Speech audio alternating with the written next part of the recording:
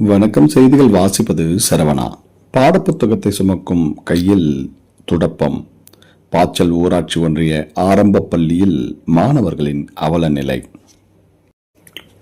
திருப்பத்தூர் மாவட்டம் ஜோலார்பேட்டை ஒன்றியம் பாச்சல் ஊராட்சிக்குட்பட்ட பாச்சல் ஊராட்சி ஒன்றிய ஆரம்ப பள்ளியில் மாணவர்கள் பள்ளி வளாகத்தை தாங்களே சுத்தம் செய்து அவல நிலை நிலவுவதாக குற்றச்சாட்டு எழுந்துள்ளது.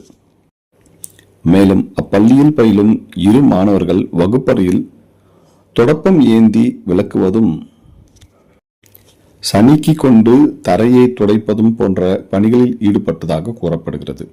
மேலும் குடங்களில் தண்ணீர் எடுத்துக்கொண்டு வந்து பள்ளி அறைகள் மற்றும் வளாகத்தை சுத்தம் செய்வதிலும் மாணவர்கள் ஈடுபட்டதாக தகவல் வெளியாகி உள்ளன.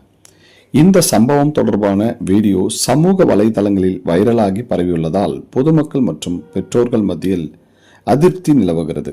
பாடப்புத்தகத்தை சுமக்கும் கையில் துடப்பம் சனிக்கு ஏந்த வேண்டிய நிலை ஏற்படக்கூடாது என சமூக ஆர்வலர்கள் கண்டனம் தெரிவித்துள்ளனர். மேலும் மாணவர்களை இவ்வாறு சுத்தம் செய்யும் பணிகளில் ஈடுபடுத்துவது கல்வி உரிமைக்கு விரோதமானது என்றும் பள்ளியில் தேவையான துப்புரவு பணியாளர்கள் நியமிக்கப்பட வேண்டும் என்றும் கோரிக்கை விடுக்கப்பட்டுள்ளது. பின்பு இது குறித்து சம்பந்தப்பட்ட கல்வித்துறை அதிகாரிகள் உடனடி விசாரணை நடத்தி உரிய நடவடிக்கை எடுக்க வேண்டும் என பொதுமக்கள் வலியுறுத்தியுள்ளனர். செய்திகளுக்காக விமல் ராஜ்.